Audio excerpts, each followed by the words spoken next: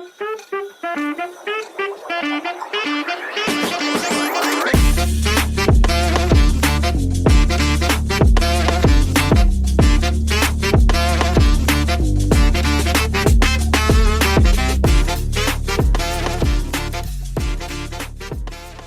going on, everybody? Welcome to the Alex Cuesta Show. How's everybody doing out there on this Thursday, February 22nd of 2024? Episode 112 coming to you. And, fortunately, Dennis Rodman was able to go over, talk to the North Korean leader, go to China, smooth things over. And, David, you were able to be brought back from China for trying to start the revolution in Hong Kong. What was it like being interned in China?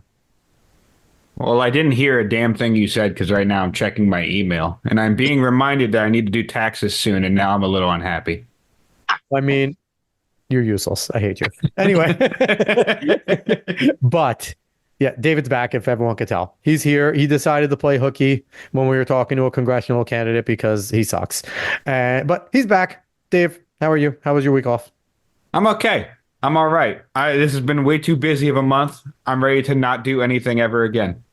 Yeah, no, you were whining about how our family plans everything for the month of February, and it does, and it continues because we're going on a little family vacation tomorrow. We're not going to disclose in case people want to murder us, but we are going to go somewhere. So I might accept that deal, honestly. You might accept that fate. Yeah. you're going to become a goth girl out of this. Like when you fully go trans, you know how much money I could make if I am a goth girl on the internet. Are you kidding me? It's gotta be a big city goth girl. It's gotta be. You gotta look like the one from Danny Phantom. That's what you gotta do. Anyway, as always, we're going to have a great show today. If you like what you hear today, give us a like, share, follow, subscribe, rate 5 stars, Spotify, and iTunes. Spread this word of mouth. Find us on the socials at the Alex Cuesta Show. So a little bit of last week's show. Obviously, sans David, so it went really well. We had a congressional candidate from New Jersey, Billy Prempe, on, and it was a awesome show. He's somebody that everyone should support, even if you're not from Jersey. If you have a little bit of change to give, send it his way. Go look up his website, donate. Give that a listen because he has a really good time to really present his case on why he should be in Congress. So we had a really fun conversation. Go back and give that a listen. But this week's an episode that I'm excited to have. It's been an episode that's been a pretty long time coming. It kind of started off as like a one-off, like, hey, have us on. And I was like, yeah, okay. And I don't think these gentlemen thought I was serious, that I was like, hey, I want to have you guys on. And then it came here. There was a little bit of topsy-turvy, but we're here. And I'm pumped. It is Danny and Giuliano D. They are two just, regular American guys, see the bullshit going on, concerned and ready to let it on out. Boys, what's going on, man? What up, Alex? How are you, brother? Mr. Alex, pleasure to be here, brother. Thank you for having us, man. Absolutely. We're going to have some fun. We're going to, let it all hang out, have a good time. And I know Danny was talking to me earlier today and he's like, can I curse? And I'm like, of course you could curse. Like, this is a podcast. What do you think this is? Like, no one, FEC ain't listening to this. Maybe not. Oh, dude, this is my first time on here. I don't know how I sound, how I look. I don't know. I wasn't sure. Everything's a thing of beauty when it comes to you, Danny, okay? It's all a thing of beauty. And here's the thing. We are launching from today, David, I don't know if I told you, I am going to force Danny and Giuliano to do a show after this called The Daily Danny. Because when you guys get a load of these two together, you're going to want more. And I already created a logo and everything. And so it's there. Danny's shaking his head. But I like to compare Danny to like an Italian Alex Jones. So it's amazing. So we're going to have fun. I mean, we seem to be, I guess to people on the not people on the outside, but to everyone else, I guess we can come off as kind of like an odd couple type thing where you have the Oscar, the fuck was that guy's name? Oscar and I don't know the odd couple's names. The odd couple. I get it. I know what you're talking about. That was a good show, dude. So anyway, Jack Lemmon and Walter Matthau, you know what I mean? We can come off.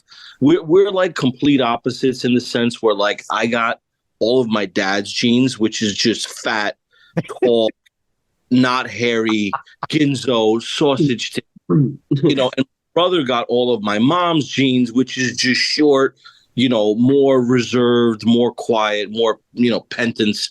So, people see us in the street and they're like, what the fuck's going on here? This is like Robin Hood Little John over here. You know what I mean? So I can see. I did not know you guys were brothers. When I first met you two, I had no clue. Like, you guys don't look like brothers. And, it's awesome. But it's like, we have conversations all the time, and I'm just saying, like, and you just gave me an idea.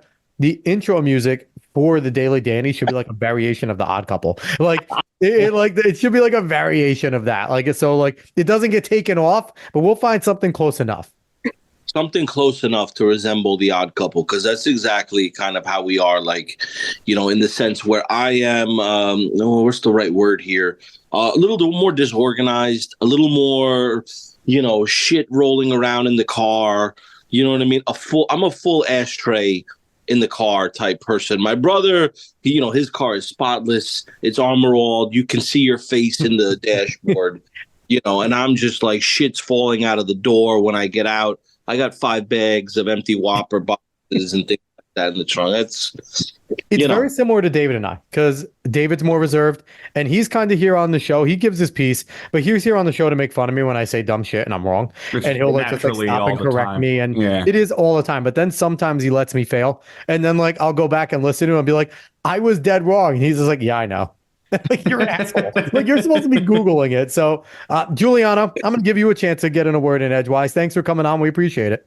Absolutely, brother. And I'm sorry, guys, by the way, I've been muting myself every time I have a call, but I've been coming back from a wicked, I don't know what the fuck I had, guys, for the past like 10 days.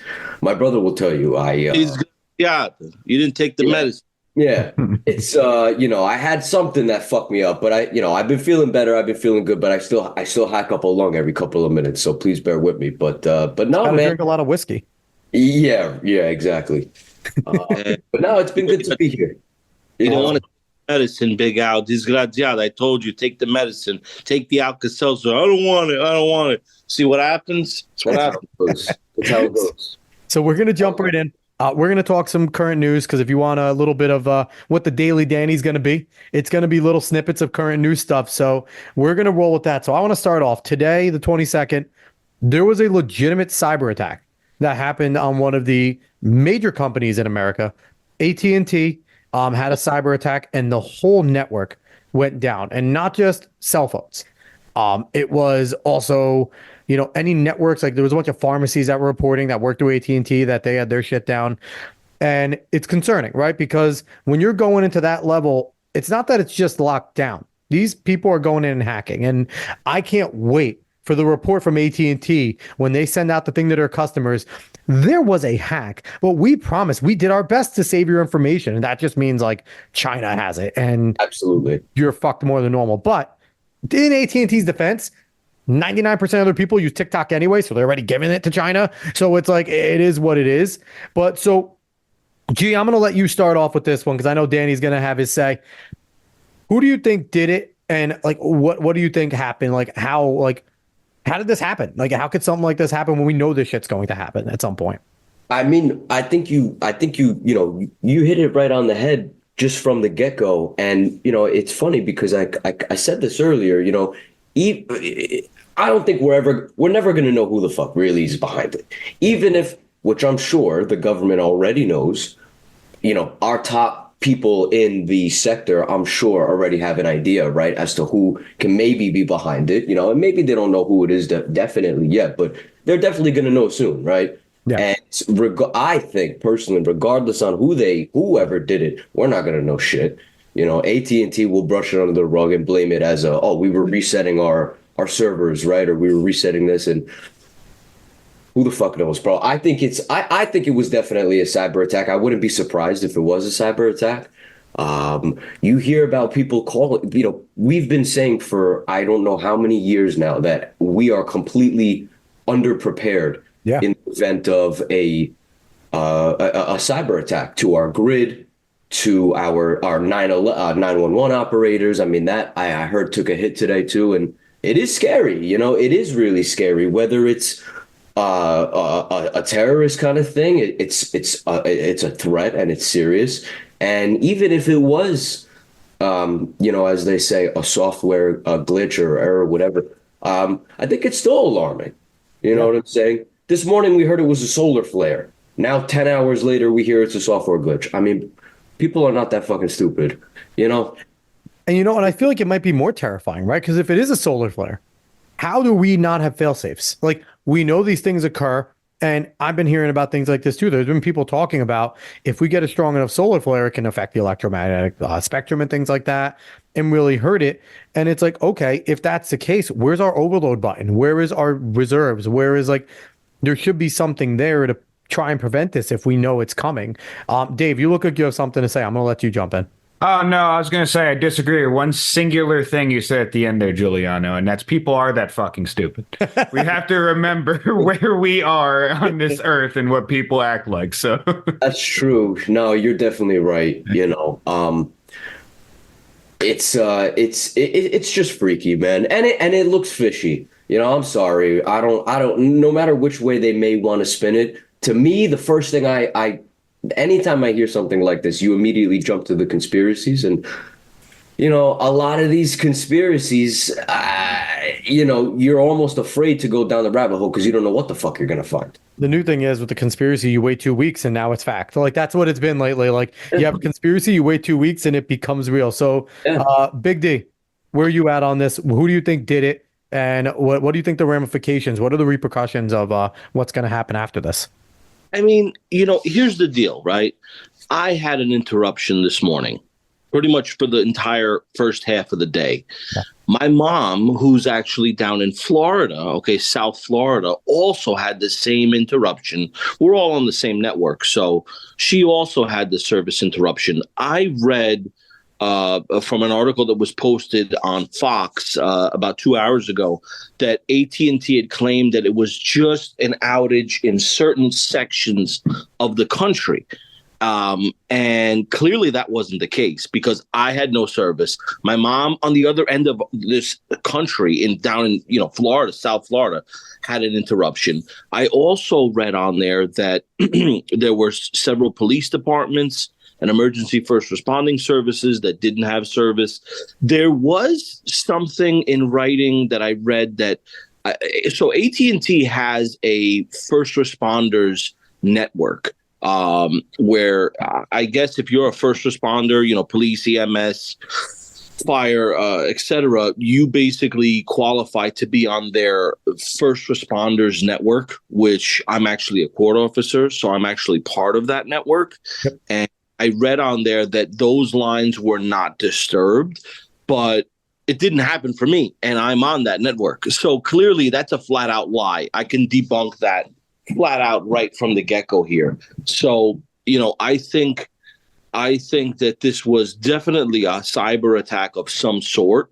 I think whoever did this, again, I don't think it was the Russians. I mean, it's scary though, because Putin did say a few months ago, World War III is going to be fought. What was it? I think maybe a year or so ago. It's going to be fought in zeros and ones. Like, he put it out there that World War III is not going to be bombs. It's going to be zeros and ones. Like, yeah, I agree with you. I don't think this is Russia because I mean, they might do it because Joe Biden might not be there for much longer, so they might try and get everything they can now. But I don't know. I don't know who. It definitely feels like a cyber attack. Listen, it smells like a fish. It's wiggling like a fish. It looks like a fish. It's a fucking fish. I mean, let's be real here. Right. Okay, this is a big mouth that just jumped in our fucking lap here. Exactly. And definitely a cyber attack. And why beat around the bush? Why go through all the bullshit of having to explain, maybe it was this. Why don't we cut to the fucking chase? Really get down to who it actually was. AT&T got handed a hot fucking boiling potato in their hand. They didn't know what the fuck to do. They tried to restore service as soon as they could, and right now they're just snowballing and just buying time to come up with whatever formal excuse they're going to give out. I mean, even the White House press secretary, whatever her name is, Jean-Pierre. Yeah, whatever her face is, she diversity hire. A statement that she's of course, definitely. If she wasn't, listen, if we all know what the story was. If that, if it wasn't the diversity hire, she would be at ShopRite, fucking collecting the cards. But let's be real here. But You know, Might not be able to do that. she made out a statement that we were going to get to the bottom of it, but right now we have no concrete answer. And it's like, what? Like, this is 12 hours later. Like, are you kidding me? Seriously? Come on. And and the thing is too, and like you said, I don't think it's AT&T trying to figure it out. It's the government going to AT&T and telling them what they're allowed to say. It's more of like what they're allowed to say, what they're not allowed to say. And AT&T would definitely try to cover their ass anyway. Absolutely. But I guarantee there's things that they see right now that they could, tracing back IPs, going through like where the VPNs originated from, because they're all using VPNs with these cyber attacks and things like that. So, but people are good about getting to trace those. That's why you have hackers that work for your government, right? So but our issue is, now, I don't know how true this is, because there's a lot of government agencies that people come out Congress and saying we're far behind when it comes to cyber stuff. I don't know how much I believe that, because it could be a situation where they're just trying to throw people off, right? Where we're not that far behind. They just don't want everyone to know where we are. So we could be right up there with everyone else in terms of that. But we also could be caught with our pants down, because we had, what was it, a year and a half ago, 2 years ago, Virginia had their electric grid attacked. Now we have this with AT&T. And we've seen things going on with this. We had the freaking Chinese balloon floating overhead, which they then tried to claim like, oh, this is normal. It happened 80 times under Trump. And it's like, the fuck it did. Okay. No, it didn't. Like, these people are just flat out lying because they suck at what they do right now under Joe Biden. So it's something it's crazy. You remember the Continental Pipeline that got they put that for ransom. They shut the pipeline down, the Colonial, I forget the name, not Colonial Pipeline. The Nord Stream.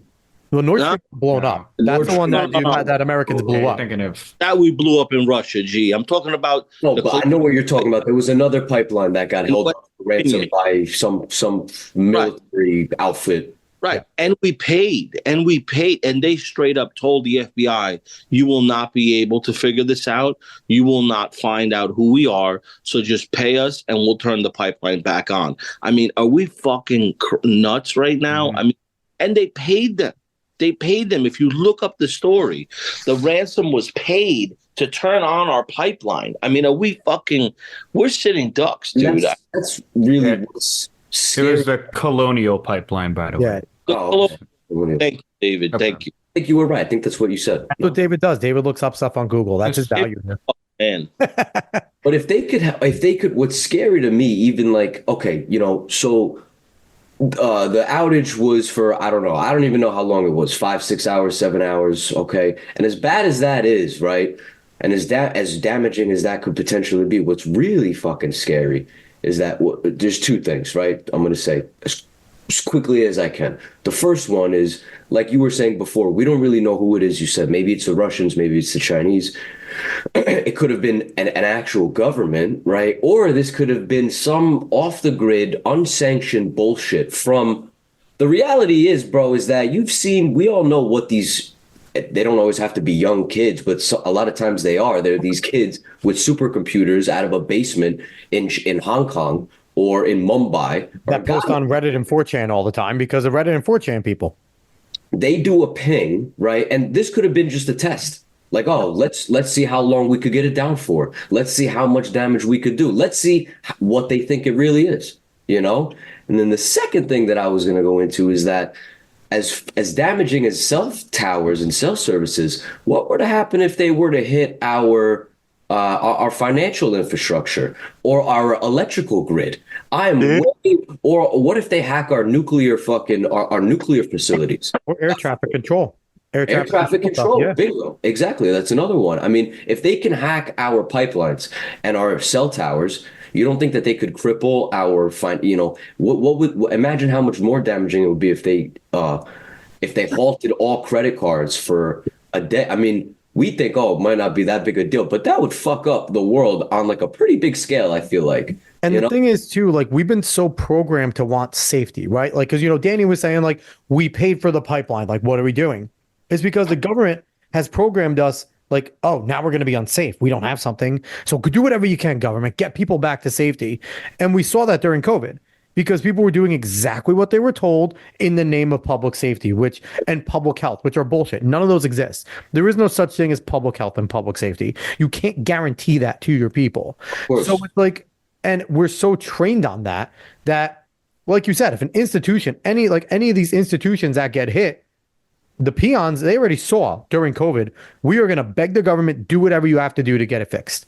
Because we want it back. We want our luxuries back. We want our easy living back. We want our online banking back. Like all these things. And that's what makes, looking at this, I'm going to jump a little bit. It makes CBDCs more terrifying, right? Because at least right now, shit hits the fan. People have gold. People might have cash. People have coins. We still have things that we can go trade with, right? All the electronic stuff can go down. But if you have a stash of cash in your house, you could still go use that cash, barter, trade, do what you got to do. Mm-hmm. If we're all on CBDCs and something like this happens, AT&T has to have a ridiculously good security system as a major billion conglomerate that they are. Imagine if the government, which sucks at everything they do, is in control of digital currency. We could be fucked. Alex, what is a CBDC? Oh, so it's a presented central bank digital currency. Oh, okay. What it is, China already has it, where the Chinese government has converted the yuan over to a digital currency. And basically, since they use a social credit system, their social credit score counts for where and when they can use their money. And it was already tested. During the Beijing Olympics, no one was allowed to use their currency. Everyone needed to convert to yuan CBDC. America has already announced that they're going to play with an American CBDC. And there's been a huge pushback by people in the tech sector in the know, because us four sitting here, right? We're all on the right. We're all conservative. Someone like Joe Biden or people in the bureaucrat state that lean left that would run this stuff would sit there and say, Alex, David, Danny, Giuliano, you guys all like meat. I'm sorry, your CBDC doesn't work for red meat this week. You can only eat tofu. You can only eat what you want. You can go eat that bug burger that the World Economic Forum put. But that's what a CBDC is. It's a government, basically a digital fiat currency by the government. It's different than crypto. People think it's crypto, but it's X's and O's, and it's going to be on your phone, and it's basically and you're going to see how much you have. And you're never going to be able to have like actual liquid cash. It's all going to be X's and O's. And it's terrifying because something like this, a foreign government hacks our government. They could take all of our money. All of our CBDCs could be wiped. Yeah. So it's terrifying. Danny, you got anything on this? I can't see this being implemented in places like Switzerland. I can't see it being implemented in places like Great Britain. I think they're already talking about trying it. Great Britain wants it. Yeah. Great Britain, they're going to do a digital pound. They've already talked about doing a digital pound. And I think all the Scandinavian nations also through the World Economic Forum have, pledged to look into it. All the Western nations are starting to look into this. They're starting to look into it. I mean, listen, they've been on the wrong side of the tracks for as long as I can remember. I mean, come on. I mean, the thing also, another thing that China is notorious for is devaluating their currency. So every time you get a little ahead, okay, oh no, the government just devaluated your currency, our currency. So now, the 50,000 yen that we had saved up, scrimped and saved, is now really only worth 30,000 yen. You know what I mean? Trump labeled them an international currency manipulator, right? That's one of the first things he did. Yeah. Which is what exactly they are. Okay, that's exactly what they are. They are manipulators. They are, in my estimation, the biggest, I don't even know what the right word is. Not smugglers, but the biggest human traffickers on this earth, besides the Middle East, are the Chinese. And who specifically? The actual Chinese Communist Party and the top dogs in the manufacturing sectors of China that are in Nanking, that are in Beijing, that are in what's that other one, Jaipang or whatever it's called. They are the top dogs in the manufacturing that have these factories. They have these massive cities of just infrastructure where they're building things, everything around us, everything. Look, my toaster, Black & Decker, made in China. My refrigerator, components made in China. My table, this is a Raymore and Flanagan $4,000 cherry wood table made in China. I mean, everything is made in China.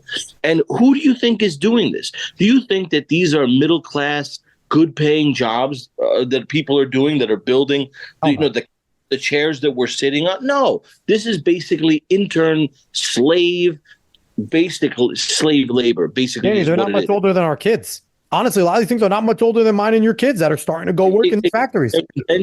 They're indentured peoples.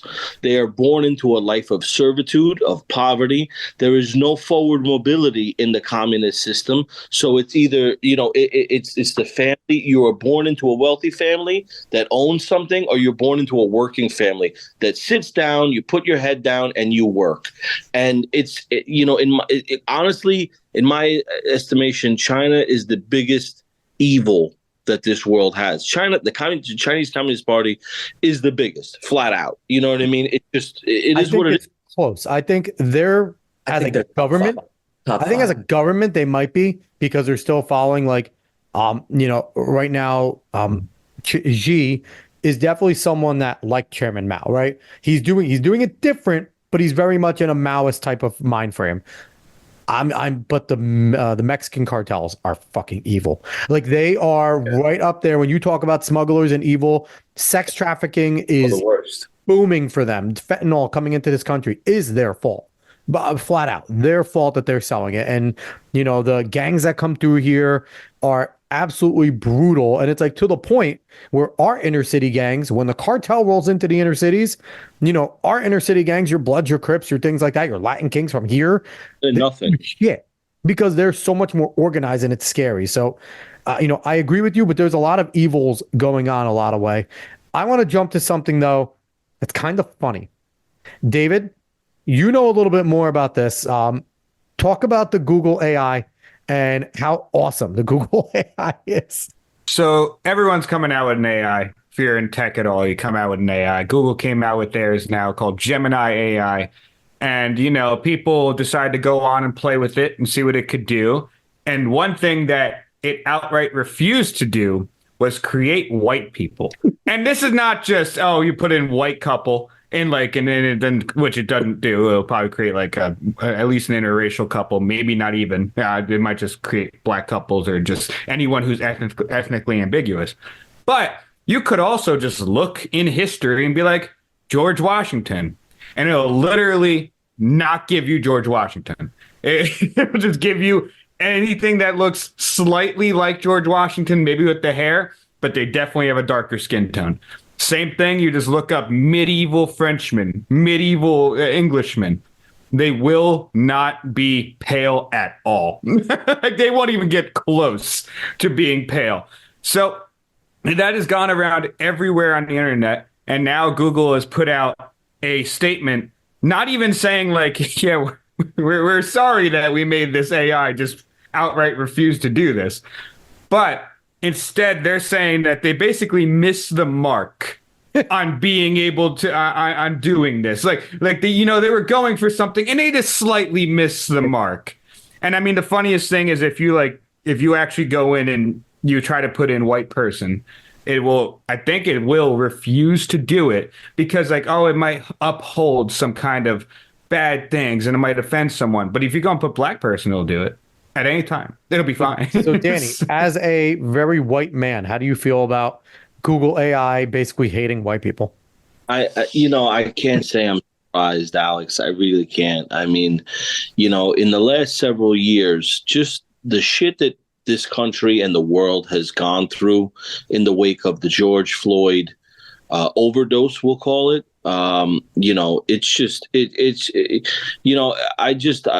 Sometimes I have to pinch myself because I think I'm actually dreaming. I mean, to blame a race of people for things that were done hundreds and almost thousands of years ago at this point, to point fingers and it's reverse racism it's hate. It's I just won't even garbage. call it reverse racism. It is flat out racism. It's just flat out racism. You know what I mean? And you know, the fact that these huge media companies and infotainment systems are jumping on the bandwagon, like Colin Kaepernick when he was taking the knee in the NFL. Kaepernick, whatever the fuck that name is, that raghead, whatever his name was, that guy. The NBA with the Black Lives Matter solidarity, the Women's Olympics, whatever the fuck it is. I mean, it's just like, you know, it's ridiculous. The Black National Anthem. I mean, what is this shit? You know, I just don't get it. You know, I am not a racist person. I can tell you. I'm gonna be flat out honest with you guys. Okay, when I was 5 years old, okay, I went to a daycare, basically a daycare, you know, right before you go to kindergarten. I think that's called the daycare. Yeah, like preschool. pre-K, yeah, something like that. Right, pre-K. Okay, I was 5 years old. Okay, my best friend in this school that I made. Okay, his name was Russell Salerno. I'm going to do a shout out to Russell if he's listening. Okay, his mother was Black from North Africa. His dad was Sicilian. Okay, and this kid was blacker than darkness. Okay, I'm talking. You see eyeballs, and that's him. Okay, in the dark. Okay, now this kid was my best friend all throughout. You know, the pre-K, elementary school, junior high school. We kind of parted ways. He moved, whatever, and I haven't had touch with him since. But this kid was my best friend. Okay, and to give you an idea, you know, when you're young, you know, again, you don't at a young age, you don't see color. You see it, but you don't see it. You don't see racism. Okay, and you know, the kid was my best friend, and you know, the thing is, it wasn't until later in life that you know you start to pick up, you know, vibes and racism. So that racism is something that, you know, you're not born with. It's something that you're taught. Okay. And it can be taught from both ways. It could be reverse racism, which is what we're seeing now with all this, you know, white is bad bullshit. Or it can be straight out racism, like, you know, shit that the KKK has been putting out and other, you know, racist, you know, bandwagons put out. But, you know, I think it's just nuts. You know what I mean? I think that they have control of the ball. You know, they're putting out the message that white people are bad. Yeah. You know, white people are the root of all evil in this country and others. And I think it's just garbage, dude. It's garbage, man. You're going to blame me because I'm white, because my son is white. You're going to say that, number one, you're going to call me privileged, white privilege. I mean, let's talk about this. What is this? What does this actually mean, white privileged? Alex, what do you think? When someone I don't says, have to think. I've read the literature. What they believe is that because you're born white, that you have special values, that people see you differently in society. That just because you're a white person and you're walking around, you are viewed differently in society. When you walk into a store, you're viewed differently. When you go to apply for a job, you're viewed differently. And that the fact that your skin color, society has ginned you up, and it's nonsense. And I do have to say one thing. They might have a point now when it comes to slavery, because there's a video game named Power World where you can enslave humans. And there's probably been a lot of white kids now that have enslaved humans in Power World. So now officially, there have been a lot of white people in this generation that have had slaves. They might be digital slaves.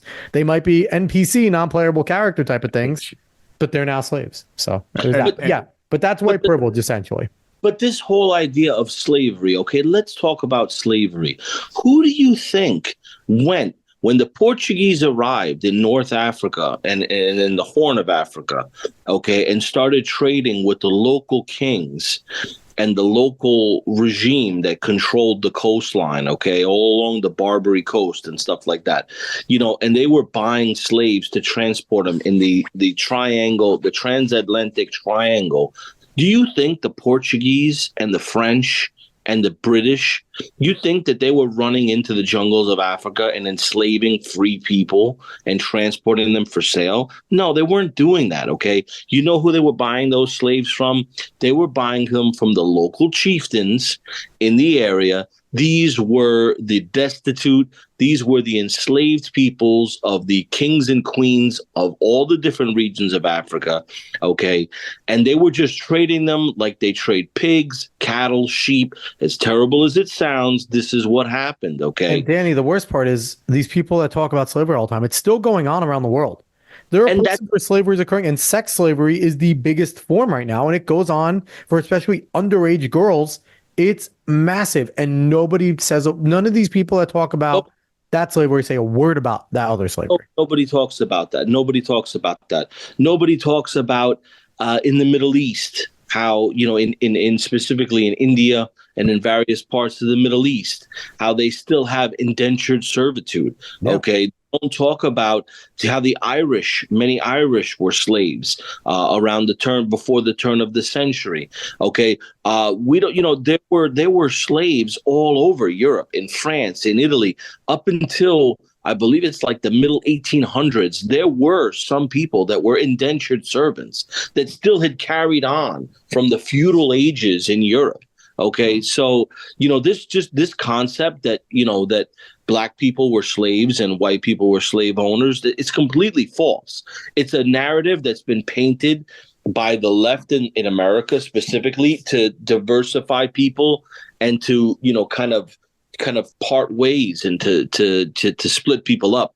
But this is something that's existed all over the world. You know what I'm saying? I mean, Egypt with the Jews. Okay, you talk about the pyramids. The Jews built the pyramids. It's fact. It's dated. Okay. I mean, you know, up until when Moses parted the Red Sea and let the Israelites, you know, leave enslavement in Egypt. I mean, this goes back, we're talking hundreds and hundreds and hundreds of years. Okay. Yeah. So, you know, this whole thing is just nonsense, really. It's just, you know, it's reverse racism, and it's just shit stirring is what I call it. It's shit stirring to make you feel guilty till you can make a donation to BLM, or you can put another $1 in a coffee cup of some hobo that's sitting on Route 9 by Walmart that's, you know, got a homeless sign that's wearing a pair of brand new Nike Airs. You know what I mean? That's what it is. Or that guy that stands in the middle of the Route 9 in the Scream costume or the Joker thing and just gives everyone the finger. That guy's fucking awesome. I see him all the time. I swear. Back one night, dude. I feel like, I mean, God forbid, I hope not, but dude, I just throw him a hang 10 every time. I like him. I think he's awesome. He's saying what I want to say to everyone, man. If I could just, I want to see if I walk up there one day in, like, I don't know, I'll dress up as something and just join him and give everyone the finger. Would he attack me? Or would he like with the scythe? That's like he does carry a scythe. He was carrying the scythe the other day. You know? He might be one of the weird motherfuckers that's like actually a real killer too, you know? He got arrested the other day because he like harassed some Marist girls. Like, it was like a few months ago. Like, he was by Marist and like he like harassed them, and they called the cops, and the cops actually arrested him. Yeah. You know that there's an old man out there that, you know, I'm gonna paint a picture. Just a 78-year-old man driving a big black Lincoln Town car, smoking 2 packs a day and smoking cigars, just getting drunk at fucking Mahoney's at 2 p.m. Got terminal illness. He's gonna go in 2 fucking months, dude. He's got nothing else to live for. He doesn't talk to his kids anymore. His old lady left him for a Jew doctor in Florida. Why are you talking about my future, man? You know, oh, dude, it's just a matter of time before this guy gets in his fucking car and starts driving Route 9 South and sees this fucking guy with a costume mask and literally puts it in maximum overdrive and just Richie April and just fucking rams this motherfucker and turns him into a hood ornament. I mean, this is where we're going. This is where we're going. People are going nuts. Oh, Danny. So, David, you had something to share. Yes, I actually wanted to give some more context to what Gemini was actually doing, and then talk about that this is not just Google. This has been happening before. So real quick. So go, Dave. You could share your screen there. Yeah, I'm going to share. If you don't suck, just do it, Dave. Am I sharing? Okay. Yeah, you're there. So here's an image of a Viking that Google decided to show. See, and then, of course, you guys know The past Putin one with the popes. chain is hilarious. I Yeah. love the one with Putin, the black Putin one. And See, here's the but this is Pope. the way I look at it, right? I mean, to bring it back kind of to the subject, right? Like, it's fucking weird. Okay, everybody, and listen, it doesn't take a white guy to look at this or a white woman to look at this and be like, this is fucking strange. You know, Yeah. I mean, any person with a brain can look at this and say, this is fucked up. Yeah, and real quick, this is, I believe, the Bing AI. So with all these AI, they've basically been lobotomized by the people that make them in order for them to not do anything that goes against their theology. Oh, that's a good point, David. So, and real quick, so this is a Bing AI, and for some reason they wanted to make everything ethnically ambiguous. So this is just literally someone put in people pointing swords at Homer Simpson, and Homer Simpson still with the yellow hand, but like a tanned Homer face, and it has ethnically ambiguous misspelled as a name tag on there. And like we've all seen AI do some weird shit sometimes. Like it could get, like it could get weird. It could put a fucking dildo on a guy's face and think it's those or some shit. But this is a little fucky. And what I wanted to actually get at with you guys, because I think you guys would probably know more about this. What I want to know is, this is AI. Someone is behind the scenes at Google, at Microsoft, at Bing that is programming and that's writing the code for this AI, right? Yeah. And if AI can be co-opted by anybody that wants to portray anybody or anything as whatever it may not be, that's fucking alarming. If AI could be co-opted, I mean, think about what they could do. They got no ethics. They got no ethics. No ethics.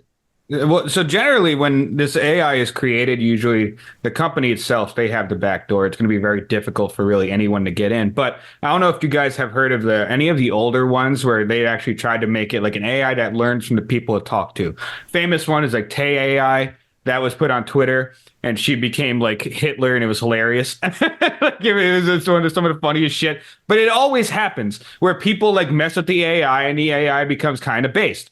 So a lot of the times now, because these companies, they adhere to a certain ideology and they don't want their AI to do these certain things, they basically, like I said, they lobotomize it. They make it so it's not really an AI anymore. It's just an input-output machine. Exactly. And it doesn't learn anything. It doesn't actually do anything. It's just going to generate whatever they might think they think they want you to see. Dave, wasn't it? I forget which one it was. It was on podcast of Lotus Eaters. They talked about it where the AI just became racist. There was an AI racist and just like started. Hold up. There was an AI that was created to tell jokes. It was created to have conversation, created to tell jokes, and they were trying to get it to tell jokes, and it was like, okay, a Muslim walks into a bar, ... like finish the joke. And these jokes would finish with like, oh, a Muslim walks in a bar, 7 were killed.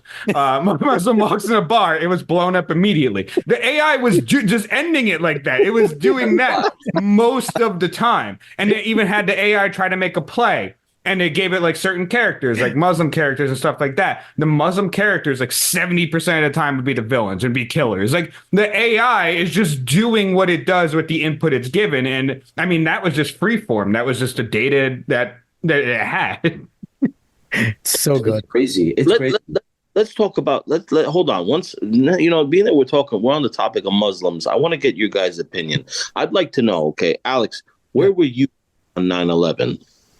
9/11, I was in 7th grade. And the crazy part was when 9/11 occurred in our 7th grade class, I was in a small borough, Lakehurst, which is actually where the Hindenburg went down, Lakehurst, New Jersey. And I lived there as a borough of our town, Manchester, that we overall lived in. And we always had like a morning thing. Like, the TV would be on. We'd watch like a little bit, like they do like a little morning thing. And I remember that when the first plane hit, everyone didn't know what the fuck was going on, right? Most people thought it was an accident, that something went wrong, right? That was like the big thing before. So my teacher thought it was a good current event moment, put the TV on. And we were like watching it, and it was like, it was concerning, right? Like she said, like, anyone that works in the World Trade Center, like I'd understand. And all of us were like, no, none of our parents work in World Trade Center. So she turned it on.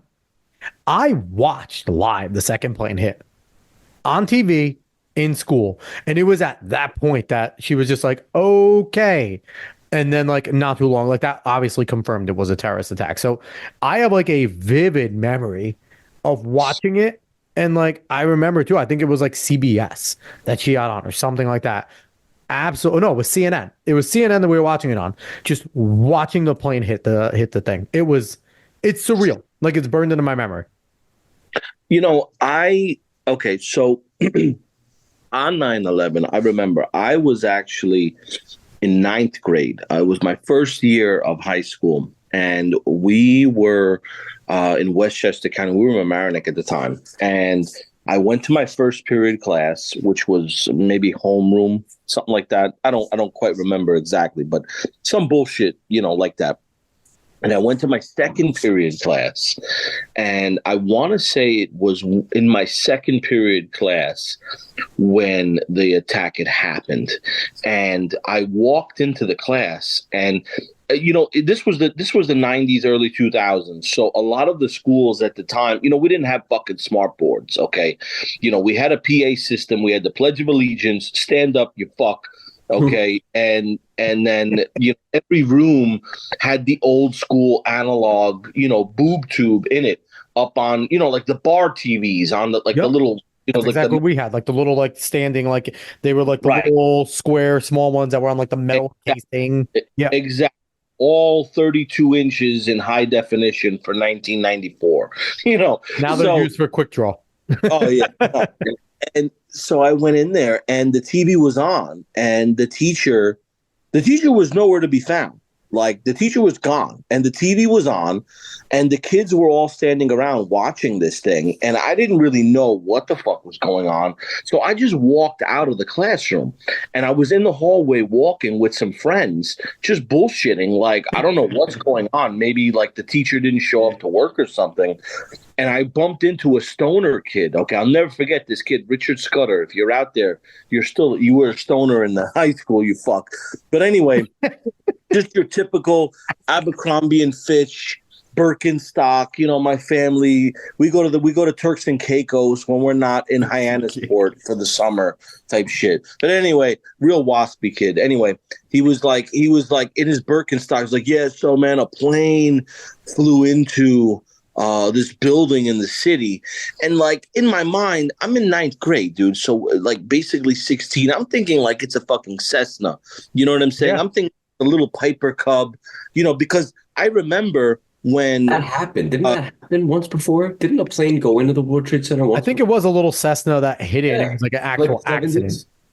accident. So again, coming from, again, the early 2000s, late 90s, I remember JFK Jr. when his plane went down in the Long Island Sound off of Hyannisport. So in my mind, when they're talking plane crash, I'm thinking this is a fucking Cessna. It's that point that I went to my next class, and the teachers and the kids were all watching the TV, and we saw the second plane hit. And school was just shut down. Like, they told everyone, evacuate the building, go home to your family. I walked home from school. I lived probably it was probably a 15-minute walk to my high school. So I just walked home. Excuse me. And, at the time, I don't know if you guys remember, David, maybe if you remember, but when this had happened, we had no TV. Okay, our communication was shut down. Like, when you turned on, if you had Cablevision or if you had Dish Network, there was no TV. Like, it was just PBS, ABC. It was 24-hour news coverage of the terrorist attack. Yeah. There was no television. Like, there was no Nick at Night.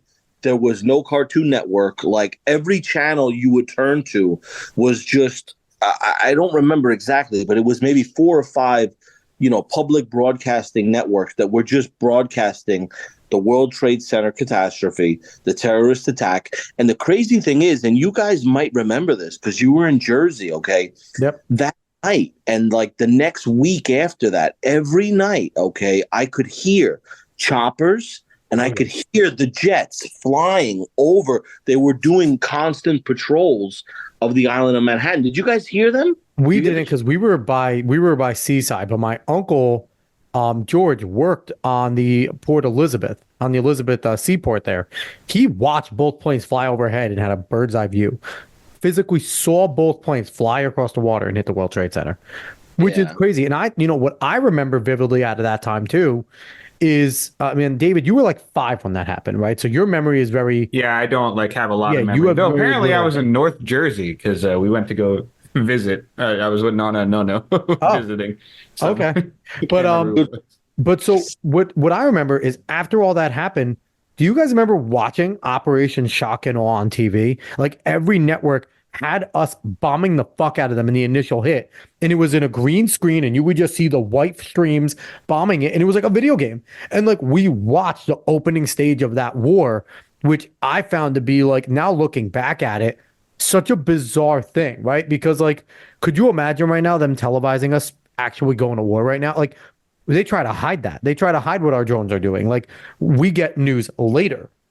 They Right. televised. And I don't think there's ever been something like that. Like obviously they followed them during the Vietnam War with the journalists and things like that. But like actually televising a bomb strike, I thought like, and now I think back at it, I'm like, and I remember sitting in my parents' bedroom, sitting down on the floor, watching their TV and my mom and dad, and just and that's all it was. It looked like an MS-DOS program, but it was like Operation Shock and Awe commences. And I Right. remember watching, I'm like, and now thinking back, I'm like, that's fucking crazy that we watched the beginning of the Iraq War. Yeah, yeah.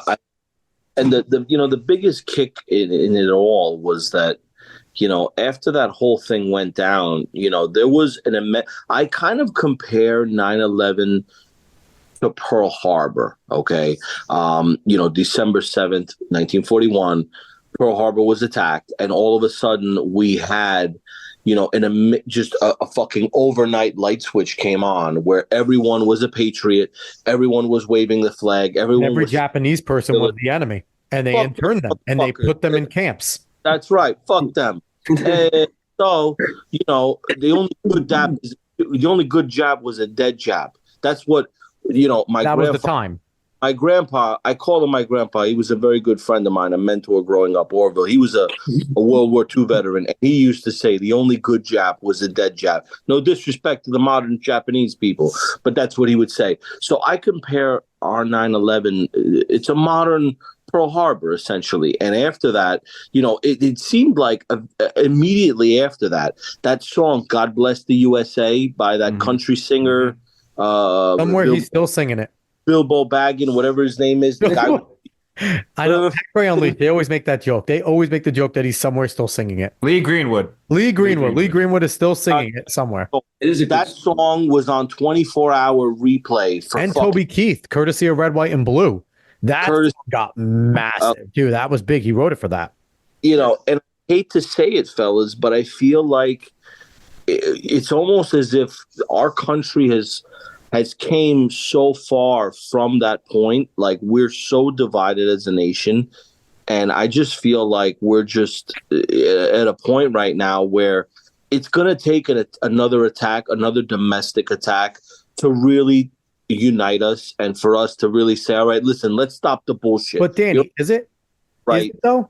Because we just saw an outright terrorist attack on some of our closest allies in Israel. And there are people protesting Israel in the streets every single day about Palestine.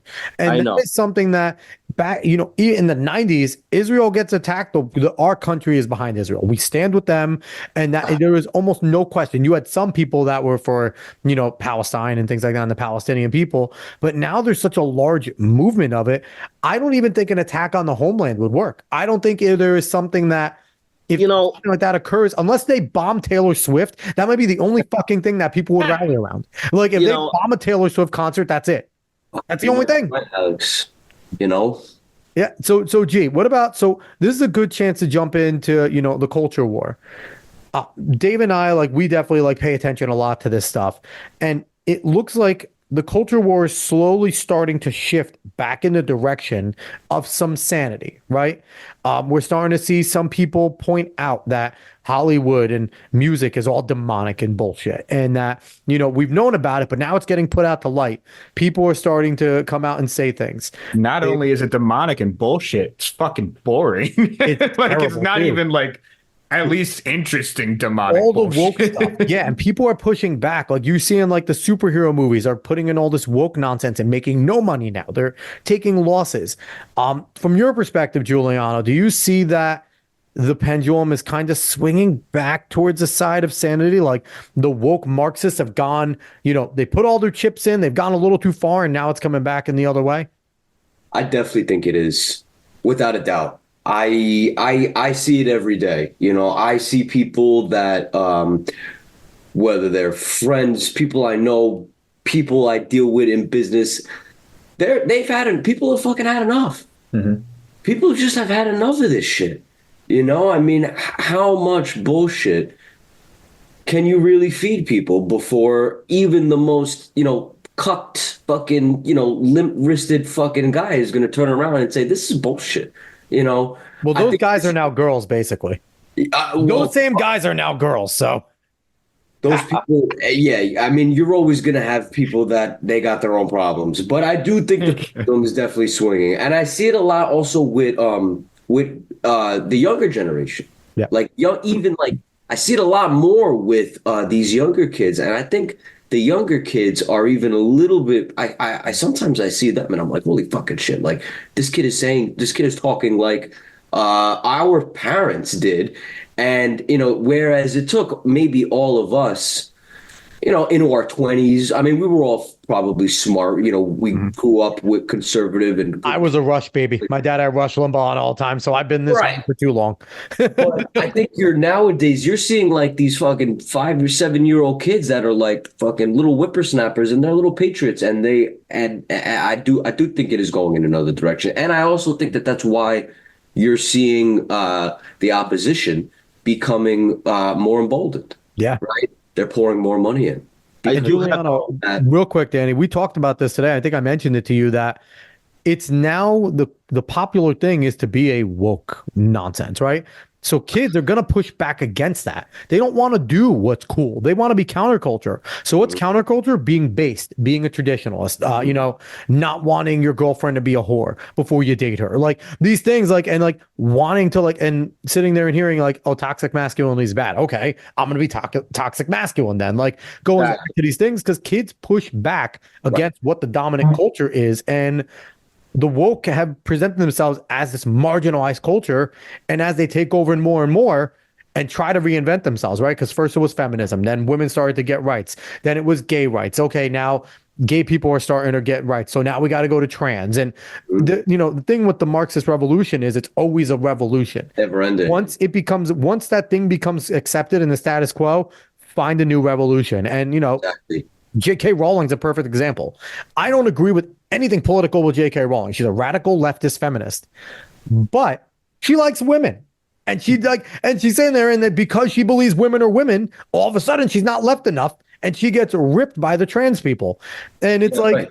And she was actually hitting back, and I think it's good for her. She hits back every time, and it's only a matter of time before she gets red-pilled. I'm a Harry Potter fan. Me too. Everybody knows it. Except Dumbledore's gay, and he's not. I thought that was ridiculous. He made Dumbledore gay. By the way, we love fags for those listening. We'll say that. Did I say fag?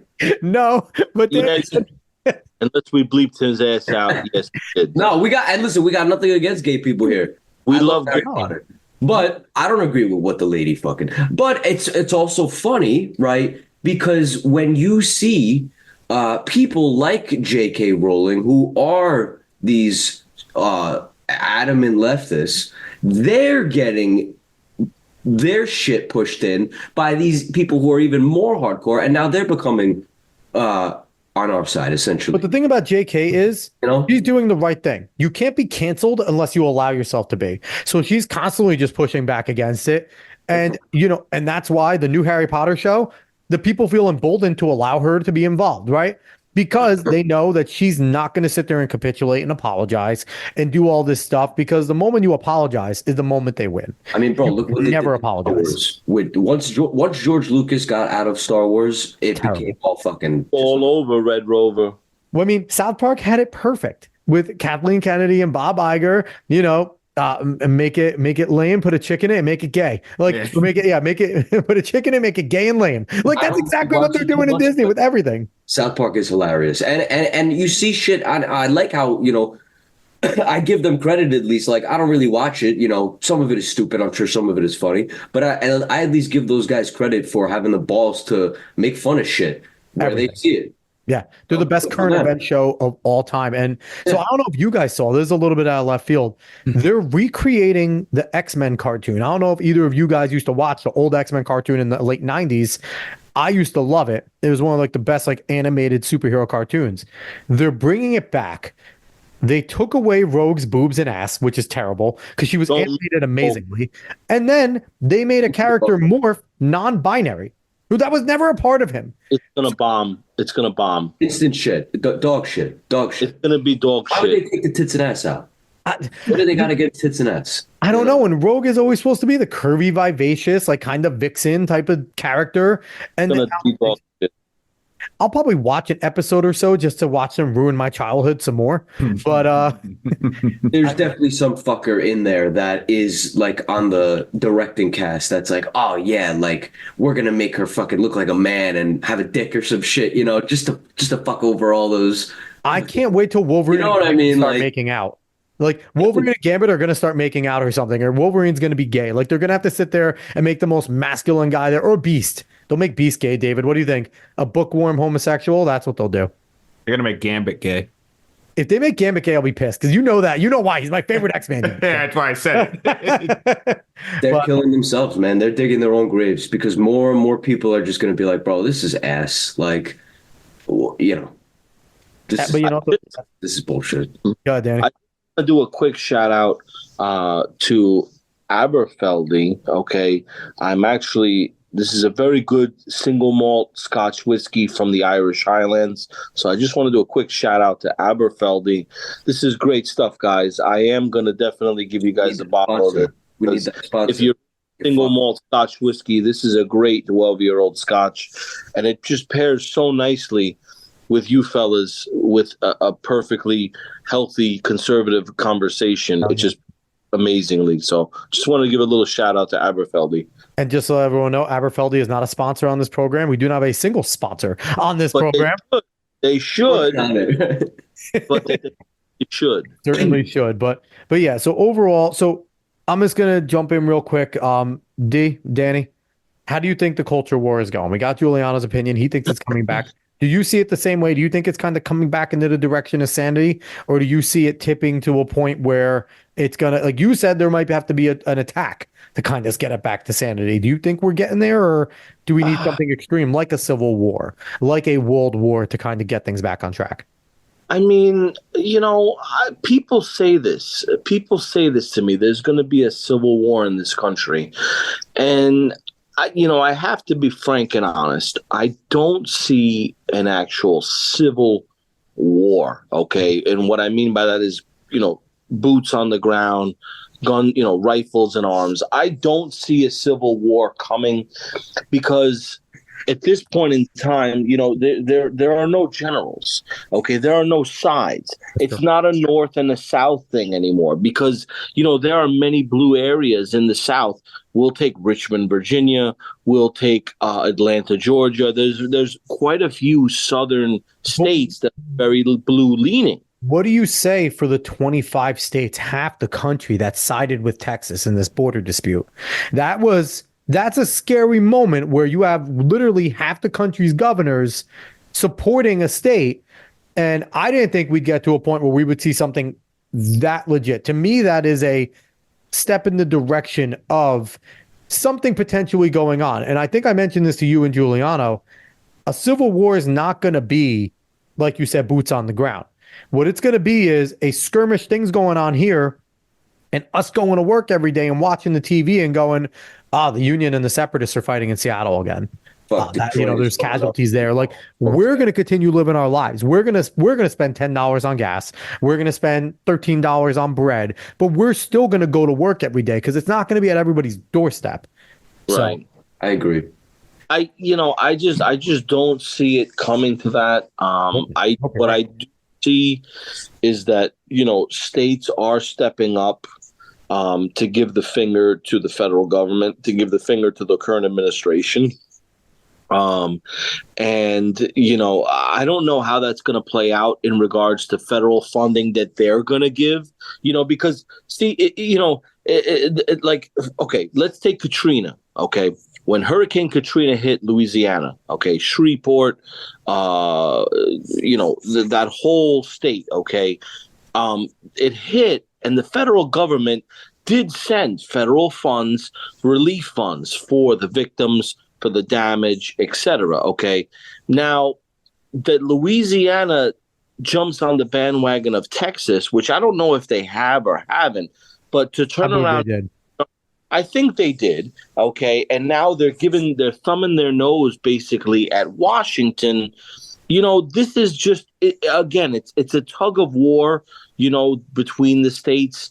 I really don't think it's going to come down to an actual, again, boots on the ground thing.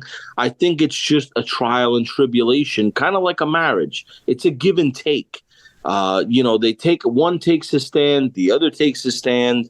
And I'm sure that the paid for politicians are going to find a middle of the road to fucking settle it at. You know what I mean? I think that's what it's going to come down to. I don't think there's going to be a civil war. I don't think there's going to be boots on the ground. I think that, there are class wars that are going on. Certainly, there's culture wars that are going on. We have right wing, we have middle of the road, we have alt rights, we have right wing.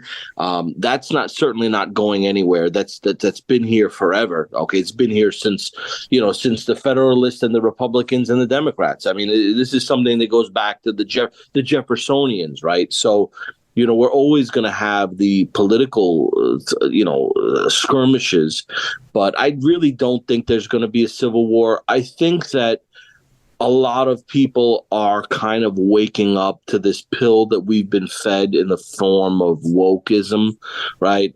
And I think that even big business is catching on. I mean, I think Snow White, the remake of Snow White, was complete shit. It burned and died a bad death. Big The diversity hires. Yeah. Oh, of course. Disney is realizing it. I think American television and broadcasting companies are realizing it. Yep. I think Hollywood if anyone, Hollywood has really realized that, you go woke, you go broke. I mean, I think the first time I heard that, Trump coined that term.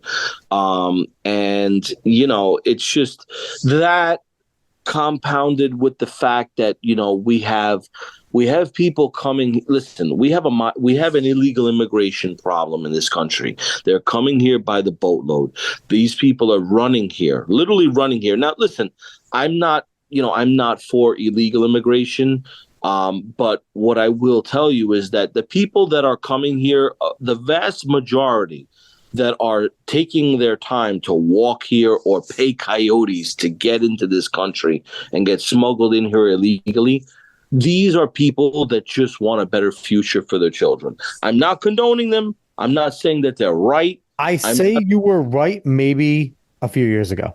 I don't think it's the same people. Would you agree that a good 60 to 70% of them want to come here for a better future? You don't think so? I think it's a lot of I think it's a lot of males around our age, military age fighting males that are coming over, not just from Mexico, from Africa, from the Middle East, from China.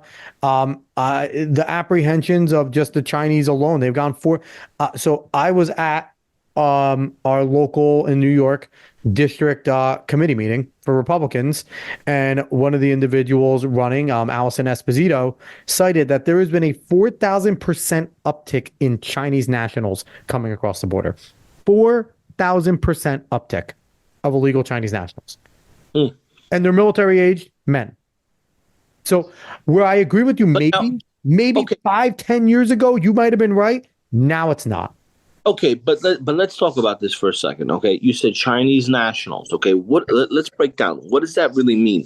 A Chinese national? That's someone from China that got smuggled here on a fucking on a shrimping boat in Mexico, right? Okay, now let's think about this. Why are they coming? Why are they here? Why would it attack us? If China is so great, if the yen is so powerful and if the life that they live in China is so great, why are they fucking running here? I think that it's because the government's sending them here. You think that the government is sending them here to what? To become spies? To see what's going on our American streets? I mean, they have potentially plan an attack. Believe me, the Chinese see exactly what American culture is, what's trending. They see that. They don't need to send people here to see that. So, I agree with you that some of them might be here in some kind of a covert operation, like some kind of a James Bond thing to infiltrate America's homeland and see whatever they can. But, there has to be a portion that are coming here just because they want to come here for a better life for themselves and for their children, possibly potential children. You're a nicer guy than me. You're a nicer guy than me, assuming that. I can't help but look at things from the perspective as a father, right? I have a son. My son is 3 years old. I have another son on the way, all right, in May/June. And I look at things now that I'm married and I'm a dad. I look at things a little bit different, right? Because I don't have the luxury to just spend money on every which little thing. I can't just get in my car and go to the seaside for the weekend. I can't do that. I have responsibilities, as you do. Okay. Yep. And when I see these pictures of a husband, a wife, and 2 or 3 kids, coming over, again, I'm sure some of them are here for the wrong reasons, but I'm just willing. I think that a large portion of them are coming here for a better life. I'm not saying they deserve to stay here. I'm not saying I agree with how they come here, but it's a crisis that we have. You had mentioned it before. We have a problem with the cartels in South America. A huge problem. We have cartels that literally tell the government what to do. Okay. We have cartels that wipe out whole towns and villages.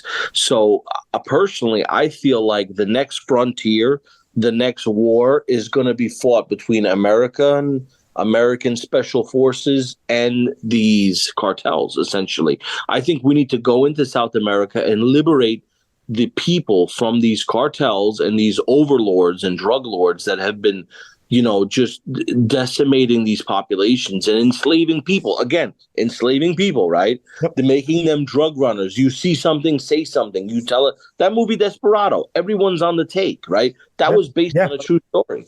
Okay, so that is our next frontier. You know what I mean? My thinking, let's go to Mexico. Let's work a deal out with Mexico. Listen, we're going to send the Army, Navy, Air Force, Marines into Mexico. Okay, we are going to wipe out the cartels in the area. We're going to instill a police state to control the flow of the gang violence and everything. Okay. And in return, listen, you're going to give up a little land. You're going to leave up a little bit. Baja, Mexico, you're going to give up. You're going to give up Tijuana. You're going to give up some border towns. All right. You're going to give up some raw materials, the Rio Grande, right? Let's make a deal. I mean, do you think that could be a possibility? I mean, I think you'll get a lot of pushback from the big libertarians at this point with that. I think the libertarians are so non-interventionalist, they don't want to do that. They wouldn't want to do anything that would push the federal government to do anything like that. So, I mean, I agree with you. I agree with you on basically all that. But unfortunately, we are going to have to end this show because we have gone on and I don't want to take everyone's time all night. But gentlemen, I had lots of fun. Danny, Giuliano, thank you for coming on. Thanks, you, brother. Thanks, David. Thanks, Alex. Man. So Giuliano, any last words before we jump out of here? Fuck, man. No, listen to everybody that did tune in tonight. Thank you. Thank you for giving us an opportunity. I hope you guys enjoyed it. I hope you guys maybe had some thought-provoking, thoughts come up. And that's it, bro. Thank you. Thanks for having us, guys. We have to make this a two-parter, a to be continued. Absolutely. You guys will definitely come back on. Danny, before we jump out of here, anything you got to say? Thank you, everyone, for watching. Please like, subscribe, tell your fuckhead friends about the Alex Cuesta Show, the greatest show on YouTube. All right. The man knows what he's talking about. There's no bullshit in this show. So please like, subscribe, tell your dickhead friends to tune in. And this is going to be a two-parter because I'm not finished yet. I love it. David, what do you got? You got anything? I got the You're issue useless. that I am looking at figurines that I want to buy. That's my issue right now. Excellent. You're you. You are a unicorn of a human. Hey man, you gotta be what you gotta be, you know. Absolutely. So yeah, once again, thank you guys for coming on. I appreciate it. If everyone liked what they heard, give us a like, share, follow, subscribe, rate 5 stars, Spotify, and iTunes. Spread this word of mouth. I think our new phrase is going to be "Tell your dickhead friends." That might have to be it. Tell your dickhead friends. That's the tagline. Tell your dickhead friends. I think that might be it. And go find us on the socials at the Alex Cuesta Show. We'll be back next week. We have another great show coming up. Everyone, thanks for listening.